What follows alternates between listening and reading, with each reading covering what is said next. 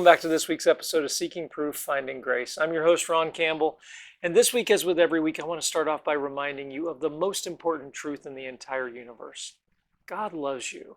Don't forget those first 12 or 13 episodes of the podcast series where we looked at the foundations going forward of who is God, what is his purpose, what is his plan, all of those kinds of things, where we looked at the atonement and we looked at all of those foundational issues to really wrap some context around this journey. I've mentioned before, I think at times it feels like we're sometimes running away from God, desperately looking for anything to fill the gap. And that's not a good place to be. And we want to consider all of these things in their entirety. And when we do, I hope you'll look back at maybe some of those earlier episodes and possibly consider what God's purpose is, who God is, and maybe, just maybe, consider the possibility that the creator of the universe, if we determine the universe was in fact created, has actually done all of this simply to have the opportunity to share a relationship with you. And that is an amazing concept. Now, on this week's episode, I want to start with a quote. It's a quote that I've read before from Dr. Lewis and Barnes in their book, A Fortunate Universe. And I think this is going to sum up part of what we see today as we look at Stephen Hawking's quotes and his work in several different areas as we look to jumpstart the universe and get it going. From Dr. Lewis and Barnes, naturalism, in contrast, is not agnostic. Rather, is the claim that there is nothing that explains the ultimate laws of nature. Theism's rival is naturalism, not science. And theism offers an explanation where naturalism offers none. If naturalism turns out to be more likely than theism, it will be because theism unwisely tried to explain the unexplainable, not because naturalism offered a better or indeed any explanation of the ultimate laws of nature, and certainly not because of any scientific theory. Those are pretty harsh words, but those are spot on accurate for what we're dealing with. Stephen Hawking was one of the most brilliant scientists, no question, of the last 100 years. Absolutely brilliant scientifically. And there are going to be people who look at this week's podcast and go, I cannot believe this guy is saying things like he knows more than Stephen Hawking. When it comes to the science, there is no question I do not. But outside of the science that Dr. Hawking researched, that is where we need to stop and take a step back and look at the philosophical quotes that he is putting out there. And this week, we're going to see that mixture where he puts out there philosophical quotes wrapped in a blanket of science. And what we really have to determine is, how good is his philosophy? There's no question the man was a brilliant scientist. The philosophical quotes that we're going to look at this week, when we really start breaking them down, fall apart all on their own. Now, if you remember last week, a couple of weeks ago, we started this journey looking at our three different options for where did the universe come from. And this is that starting point of the universe. The universe came from one of three places. Number one, the universe was created by an intelligent outside third party. Number two, the universe leapt into existence from nothing. Or number three, the universe has existed past eternal. It's always been here. Now, last week we attempted to address point number two. And this week we're going to do the same thing, but we're going to specifically look at the work of Dr. Hawking in this area. And we're going to look at a couple of the ideas that he put out there in two of his different works. So let's see if Stephen Hawking can get us past the problems that we ran into last week. Remember, the ultimate problem that we determined last week was the only way you can explain the universe coming from nothing is if you change the definition of nothing and sneak something back over to the other side. And that's something that we just can't allow. Logically, it doesn't work. Scientifically, it doesn't work. You can't sneak something that you observe on this side of the Big Bang back over to the other side of the Big Bang into nothing. You can't smuggle something into nothing to explain the something that you just smuggled back there. That just doesn't work. Rather than quote from his published works, we're going to look back at several quotes from a Discovery Channel special that aired in 2011 called Stephen Hawking's Grand Design, Did God Create the Universe? This way we can hear Dr. Hawking in his own words. And honestly, the Discovery Channel special effects budget is way beyond mine. I've been watching these old clips, It reminds me I need to talk to my wife about getting some more money to budget for some better special effects around here. In the grand design, Hawking is going to attempt to rule God completely out of bounds, again, using a philosophical trick. Now, it sounds very scientific, but in the end, this is a philosophical maneuver on his part to maneuver God completely out of bounds. And remember, this isn't the first time we've seen this.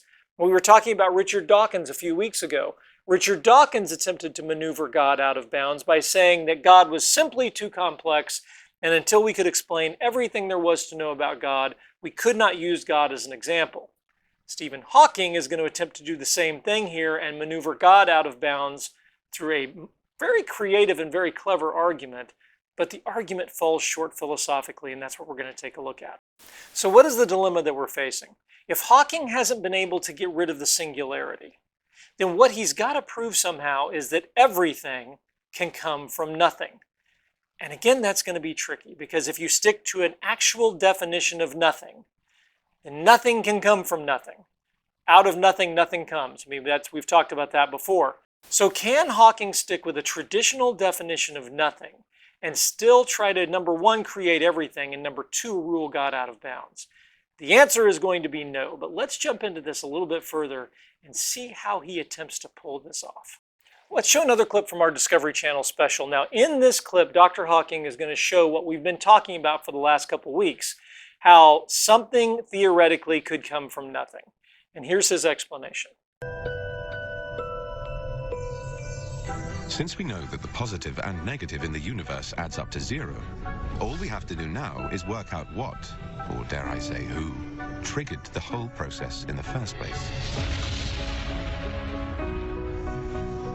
What could cause the spontaneous appearance of a universe?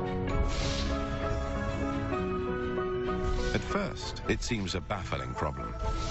After all, in our daily lives, things don't simply materialize out of the blue.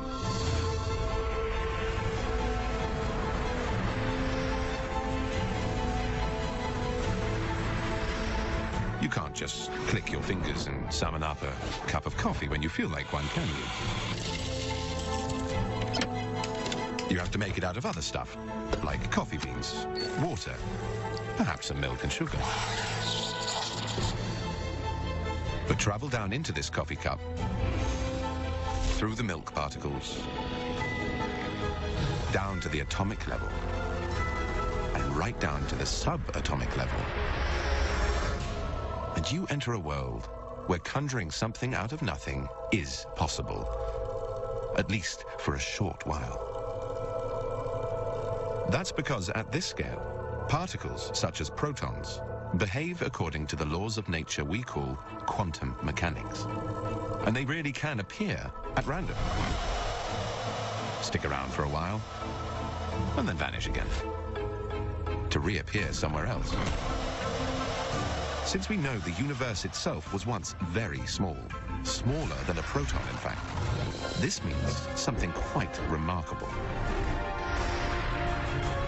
It means the universe itself, in all of its mind-boggling vastness and complexity, can simply have popped into existence without violating the known laws of nature. From that moment on, vast amounts of energy were released as space itself expanded. A place to store all the negative energy needed to balance the books.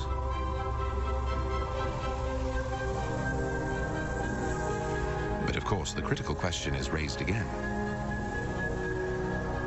Did God create the quantum laws that allowed the Big Bang to occur?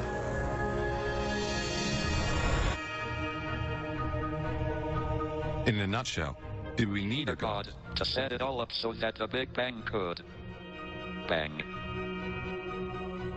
I have no desire to offend anyone of faith, but I think science has a more compelling explanation than a divine creator.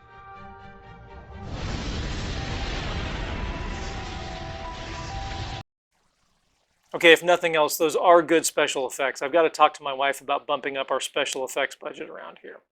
Anyway, so when we look at the Discovery Channel special and what Stephen Hawking said, I want you to note the terms that he uses. The particles can appear and then vanish and then reappear.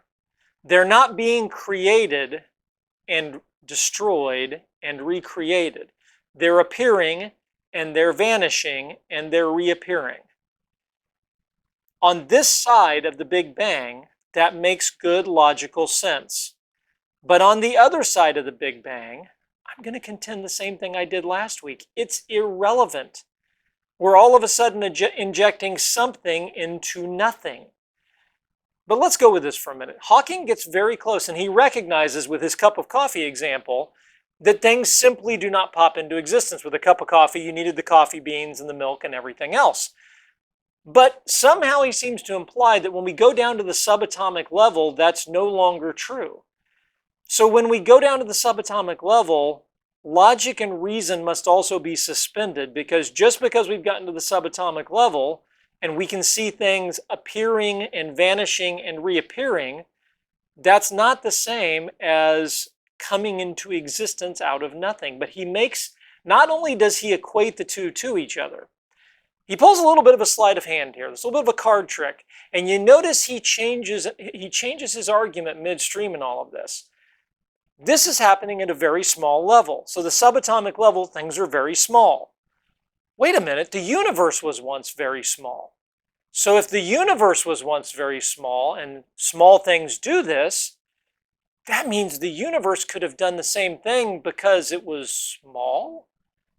Is that really a good logical statement? So the smaller something becomes, the more likely it is that it could simply vanish out of existence or explode into a Big Bang. That doesn't feel like sound science to me. That seems like we're stretching the boundaries of logic here tremendously. Just because something is small doesn't get us over the finish line. And again, I kind of understand what he's doing there, but he makes some statements, again, that are way out of bounds in all of this. Instead of him ruling this out of bounds, I'm going to call a foul on this one, because he makes the statement, it can do all of this without violating the known laws of nature. Really? I'm not sure I agree with that statement. I think this absolutely violates several of the known laws of nature. The second law of thermodynamics, the law of conservation of matter. I mean, there's an enormous number of scientific laws that we would look at that say you cannot get something from nothing.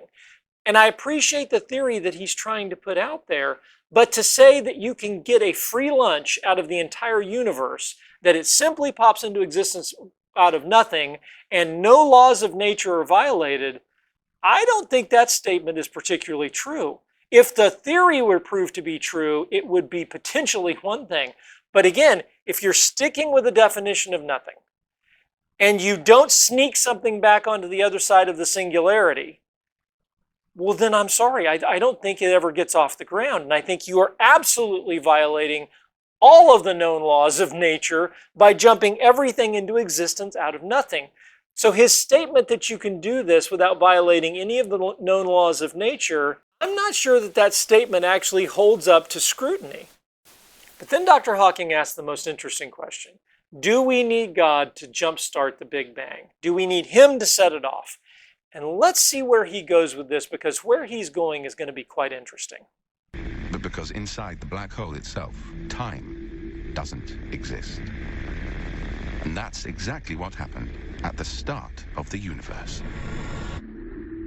The role played by time at the beginning of the universe is, I believe, the final key to removing the need for a grand designer and revealing how the universe created itself.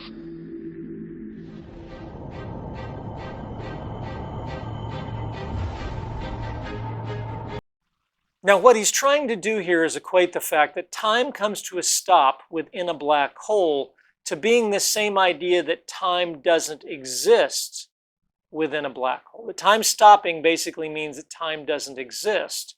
And hey, you know what? There's an interesting coincidence. You know what else didn't exist at the beginning of the universe? Time. So now he's made a connection between the beginning of the universe before the Big Bang and time not existing. And you notice what he starts to do with this. He says, the role played by time at the beginning of the universe is, I believe, the final key to removing the need for a grand designer and revealing how the universe created itself. Notice the use of his words. The role played by time at the beginning of the universe. He is now going to inflate time's role into an active agent. Time isn't just something that came into existence at the beginning of the universe.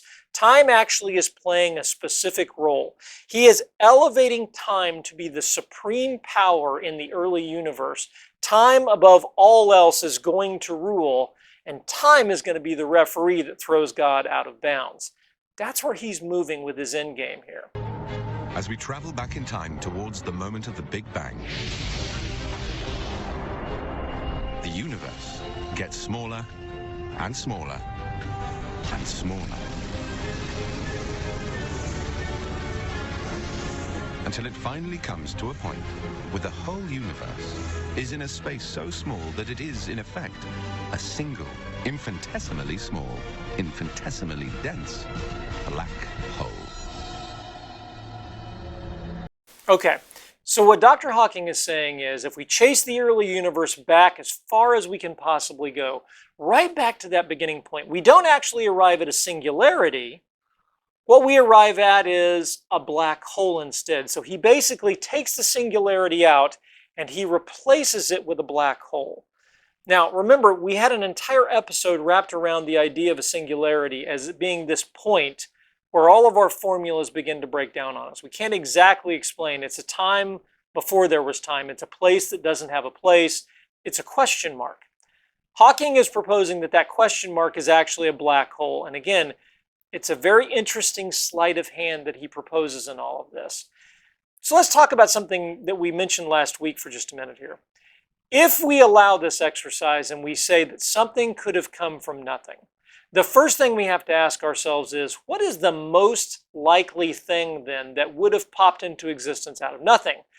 What Krauss and Hawking and others point to is this idea of, again, a quantum vacuum, and that we can see particles appearing, vanishing, and reappearing. And since we can observe that, then the universe could have potentially done something similar. But is the universe popping into existence the most likely thing that we would have observed? And the answer is obviously no. I mean, the most likely thing that would have popped into existence, if anything, and again, I contend that nothing could have popped into existence out of nothing, but let's allow for the sake of argument that it did. What is the most likely thing that would have popped into existence? A neutron? Maybe. An electron? Sure, possibly. I mean, if we wanted to get really elaborate, we could say an atom, like a helium atom or a hydrogen atom or something like that. You know, a fully formed atom somehow all put together pops into existence. But what we wouldn't expect would be this atomic bomb of all of this power and everything else, basically the entire universe that is just waiting to explode into existence. So what we're going to say is, yes, ignore the fact that something came from nothing. And then we need you to ignore the fact that the least likely thing possible is what happened to pop into existence. It was everything that popped into existence. It was an infinite amount of energy beyond anything we could possibly imagine. Not infinite, that's not the right word, but an enormous amount of energy beyond anything we could possibly imagine. And for no reason at all, it simply exploded into existence.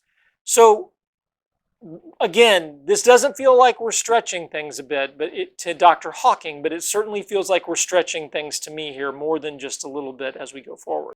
So what popped into existence was a black hole.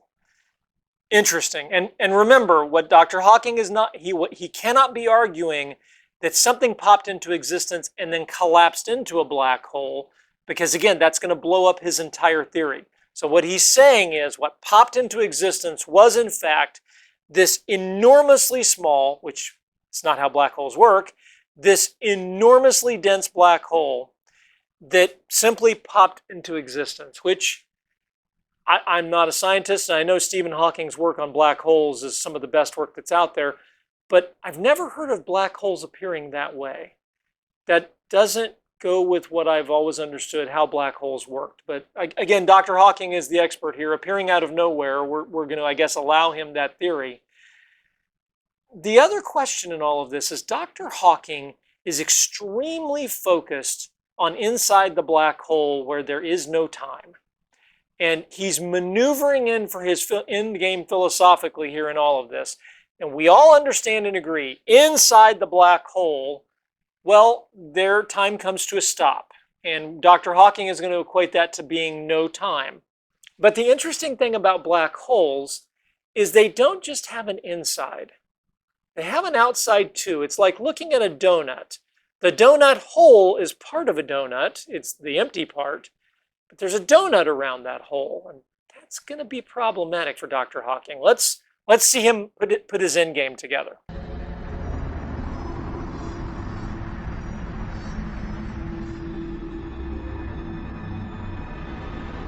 And just as with modern-day black holes floating around in space, the laws of nature dictate something quite extraordinary. They tell us that here, too, time itself must come to a stop.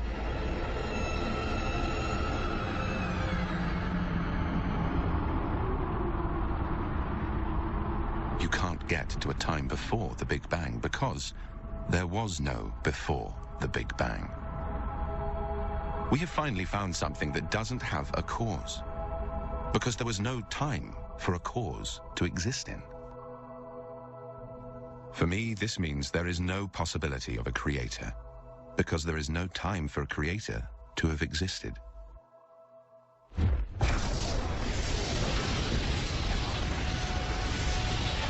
Since time itself began at the moment of the Big Bang, it was an event that could not have been caused or created by anyone or anything.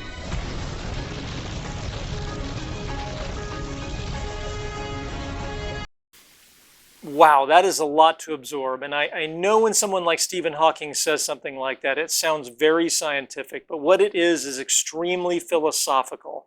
There's not a lot of science there that we're talking about. This is strictly philosophy. So let's break down what Stephen Hawking is talking about. I want to quote from him here. They tell us that here too, time itself must come to a stop.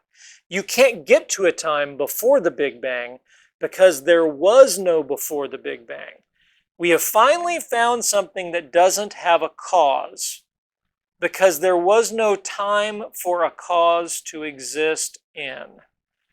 Now we've gotten very philosophical, and I'm not sure in a good way. For me, this means there's no possibility of a creator because there's no time for a creator to have existed. Since time itself began at the moment of the Big Bang, it was an event that couldn't have been caused or created by anyone or anything. So science has given us the answer that we set out to discover. No, that's a philosophical statement, and that is packed full of problems, and I hope you can recognize some of them right off the bat. So, time can rule God out of existence, but time can't rule his magical black hole that popped into existence out. So a black hole is more powerful than time, but God is not more powerful. So again, time has been elevated to the ultimate supreme power in the universe, except the black hole, which is the vehicle that he's using to approach all of this. So again, the philosophy behind this is not good. And it does explain why all those years ago, when I watched the panel of scientists after this show, they were all kind of slowly backing away from what they had just witnessed. And this is the reason why. Time is not the supreme power in the universe. Why pick time? Why not say God could not have existed without space? Therefore, before the universe existed, there was no space for God to exist in. Therefore, without space, there can be no God. This is the exact same thing. He's simply saying, with no time, there can be no God.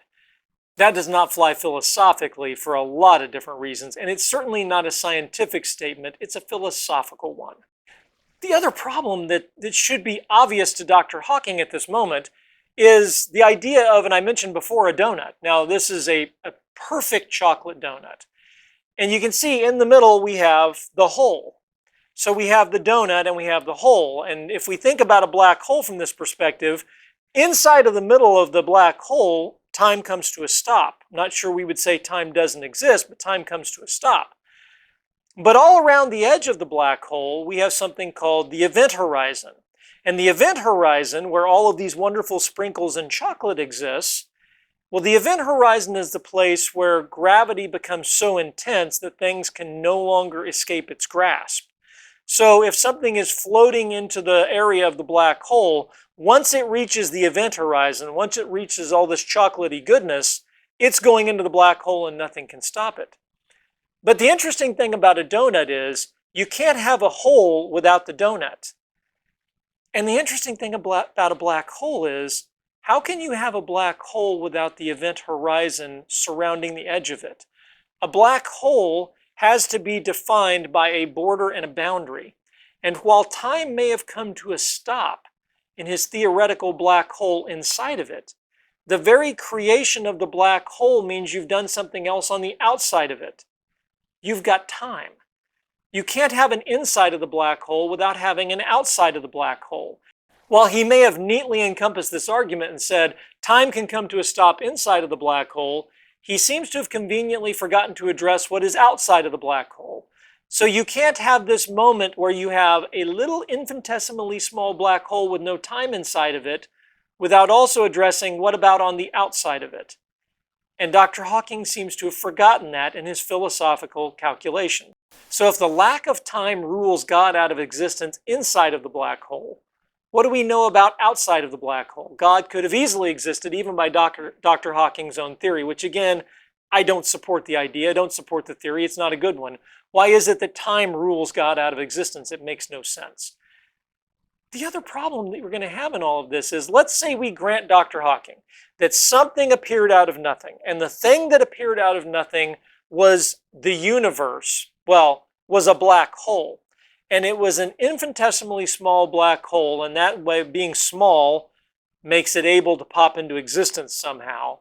So a black hole forms based on no observation that we ever have that this is how black holes can form, coming out of nothing, which again makes no sense scientifically. But if the black hole formed, the least likely thing that could have possibly popped up, which would be the universe via a black hole, the black hole continues its track of doing things that we don't expect it to by then exploding and creating the entire universe, which again is behavior that we would not anticipate out of a black hole. The whole point of a black hole is it's collapsed in on itself. Granted, this one didn't, but do you understand again where we're getting more into the realm of science fiction here and science fantasy than we are science? All of these ideas, these philosophical ideas that Stephen Hawking has put out there to rule God out of bounds, are philosophical theories of his own. What Hawking is saying to us, let's kind of wrap this up as we start bringing this to an end. What Hawking is saying here is, we observe small things happening at the quantum level on this side of the Big Bang. And hey, the universe was once very small, and since we see small things doing it on this side of the Big Bang, then small things could have done it on the other side of the Big Bang. And hey, wait a minute, if it could have happened that it was a particle, what if it was something more than a particle? What if it was an infinitesimally small black hole? Because hey, that's small too. And that really small black hole, it decided to explode into not just existence, but then explode to create the entire universe, and it created everything. And at that moment, when it popped into existence out of nothing, because black holes, time comes to a stop, which, hey, that's basically the same thing as saying there is no time. Well, if there was no time inside of the black hole, ignore the rest of the donut, that means time didn't exist, and if time didn't exist, we're going to use time as the referee to kick God out of the argument. Therefore, I have spontaneously created the entire universe, and I've gotten rid of God. That is a really poor philosophical argument. I understand Dr. Hawking's science, the science that he produced. His scientific research was brilliant. The man was an amazing scientist. But do you start to grasp how highly problematic his philosophical theories were? This simply does not work. I hope you understand where we started all the way back at the beginning when we talked about that quote from Drs. Lewis and Barnes. As we looked at this and said, the problem in all of this, there is not a conflict between science and religion, between science and theism. There's not a war there. The problem is naturalism, which is basically scientific atheism. is what that has become. And naturalism is the enemy of theism. It's not science. What Dr. Hawking is putting out here is a lot of philosophy that is based on his scientific research. His philosophy should never be confused with the scientific observations and discoveries that he's made. And the problem is, far too frequently we do that. So when Stephen Hawking presents the idea of spontaneous creation, it is on shaky philosophical grounds, and I hope you see that when we look at it. On next week's episode, we're going to address the third point in all of this. Could the universe have existed for all eternity? Hawking is obviously arguing no. Hawking is a believer that there was a singularity, and he was trying to argue his way, number one, to get rid of the singularity, and number two, to explain around it that it could have simply happened on its own. Next week, we look at, is the universe past eternal? Has it existed for forever? I want to thank you so much for joining us on this week's episode of Seeking Proof, Finding Grace. As always, you can find us at iTunes and Spotify if you're looking to download podcasts there. You've also got us here on our YouTube page, and I hope you'll hit the like and subscribe buttons. You can reach out to us via email at prooftoggrace@yahoo.com, and you can find us on our website at prooftoggrace.com. Thank you so much for joining us this week. I hope you had a good time, and I hope to see you next week as we continue to look at these questions. Thanks for joining us once again. Bye-bye.